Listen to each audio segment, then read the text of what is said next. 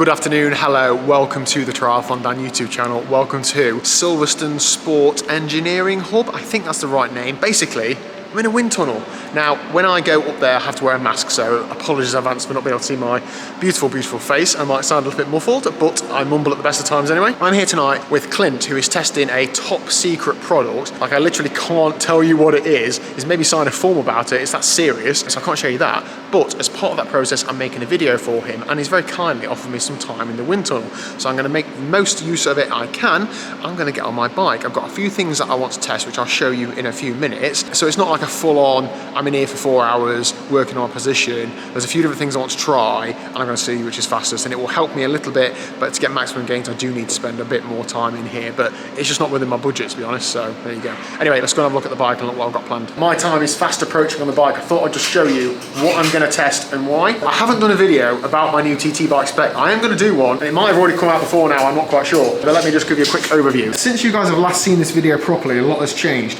The wheels have changed, the cockpit has changed in that I've got some adjustable plates on the base bar, some different armrests and some adjustable angled extensions. I'm going to cover the brands and why I've gone for what in that separate video. But what I'm testing is basically I've got 4 runs. So I'm going to do every single test at 45 kilometers an hour. That for me is about 25-mile TT pace, so it's very usable. This is in TT format, and I'm going to do 3 runs at different armrest angles, 10 degree, 15 degree and 20 degree. And then I'm going to swap the front wheel and see which front wheel's faster. So that is a Walker Brothers tri-spoke versus a Walker Brothers like mid-section spoked wheel. So then hopefully I will be able to put numbers on. What is the fastest hand position? I'm aware that my head position might change slightly if it's limited by the hands, but we'll see how it goes. In terms of skin suit, I mean, I've just got the skin suit on that I can fit in. Clint has very kindly pointed out that I look like Daffyd from Little Britain. So thank you for that, Clint. So yeah, this is what I've got, but this is going to be my time trial skin suit for next year, I believe, so it should be useful. Let's get in there, let's get on the bike and see how this goes. I'm actually really scared. I feel like I'm nervous, I feel like it's a race. And here we have Daniel in his natural habitat, tinkering with a bike, wearing a shiny blue helmet. So Dan is about to get on a bike in a wind tunnel to see if he is as aerodynamic as a brick or if he is as slippery as an eel. So can we see his nervous face? Yeah. I'm actually nervous, that's what I'm going to do. It feels like I'm doing a race. Yeah. Bring up to 2,000 watts if you really want.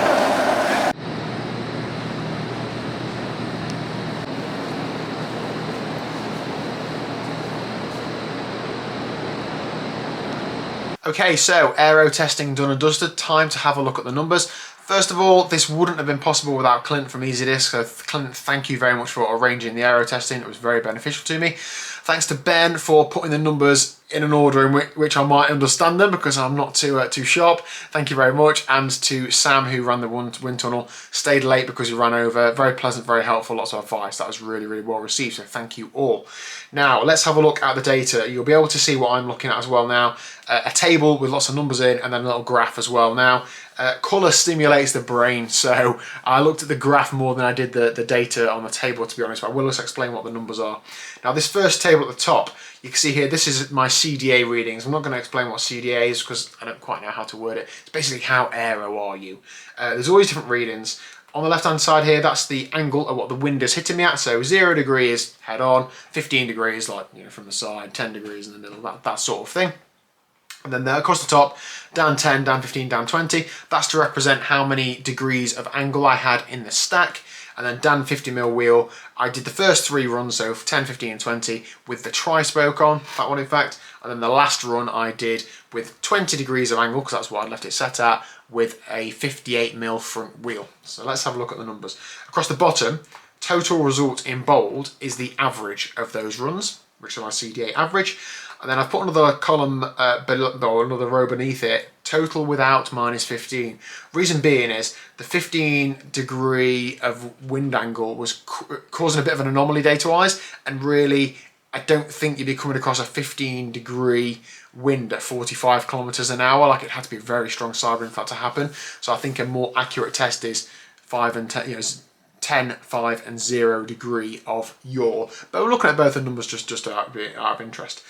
Let's have a look at them with the 15 degree. So the fastest position was the middle one, so Dan 15. Now I already have, you can see them behind me, those extensions I have already have 25 degrees of bend or of rise in them. So when I'm putting 10 degrees of angle on the stack, it's meaning it's 35. 15 degree on the stack means it's 40, and so on. Please don't test my maths. So we can see here that the fastest one was Dan 15, so a total of 40 degrees of angle, was slightly faster than the Dan 20. Not a huge amount in it, but enough to be a considerable saving.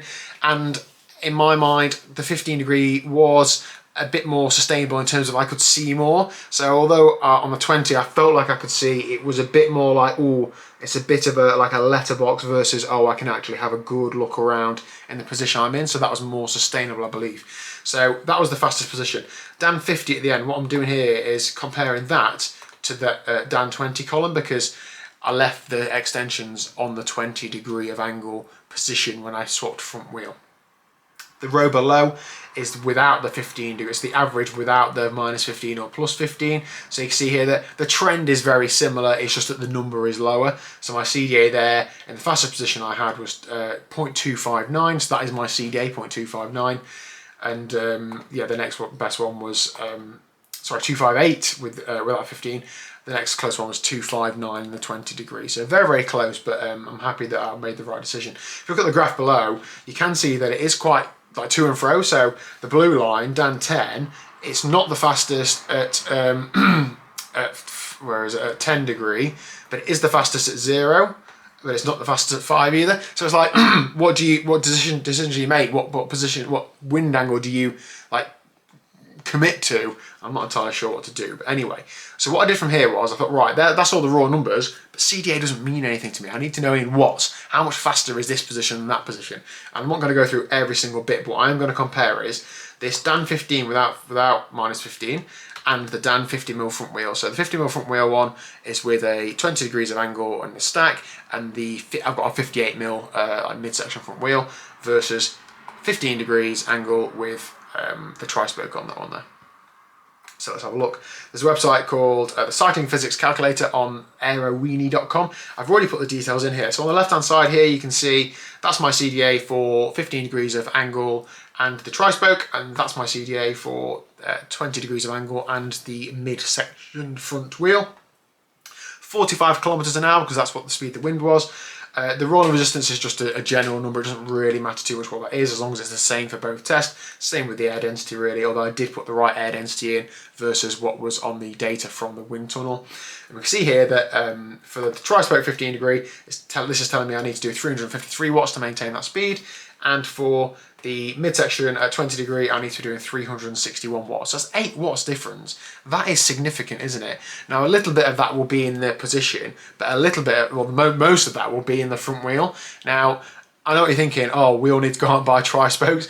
It's faster for me on this bike with my forks, with my tyre, you know, all those sorts of things. It might be different on a different bike, so I mean, feel free to go out and buy tri-spokes, but it's not always going to be faster.